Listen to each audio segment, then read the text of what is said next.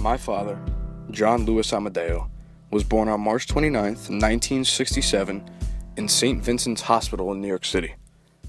As a child, my father loved gadgets. He loved taking toys apart and seeing if he could put them back in the correct order. He just loved keeping his brain active.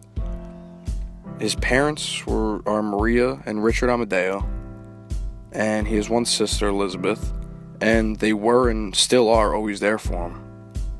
For the first 6 years of my father's life, he and his family lived on 233rd Street and White Plains Road in the Bronx. He enjoyed it down there. He really had a good time hanging out with his sister, but he also spent a lot of time at his grandparents' apartment in Yonkers. His grandparents are Elizabeth and John, and they lived on Kimball Avenue at that point with a ton of other family members. My family's kind of unique in that way because they all lived in one apartment building, so they were constantly together. My father also grew up on those streets though, whether it be at the gas station with his friends or hitting the deli on the corner. My father was shy at first though. He really started to break out of his shell in high school when he realized he can talk to a lot of different people. He made friends in a ton of different friend groups. He never settled down in one friend group, and I think that's why he's so likable today. He realized that a lot of people could come up to him, talk to him, and he's relatable to a lot of different people. That's probably why he's so successful in his career as well.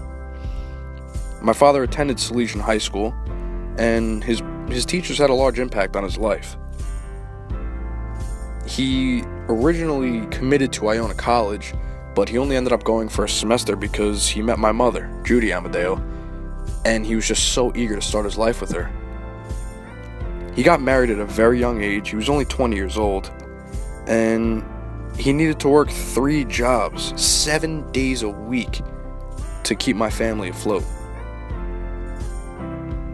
Especially when my brother and I were born, my father had to keep working to support my family and keep us, in the apartment.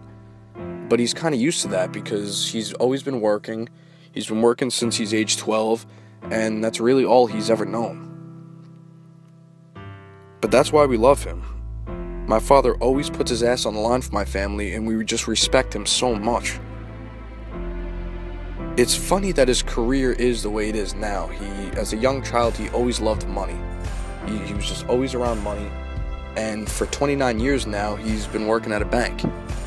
He's worked as a teller at first, and now he's worked his way all the way up to, he's the first vice president at First Niagara Bank. He's so successful, and I love him so much, and I'm so proud to call him my father. And that's his life story.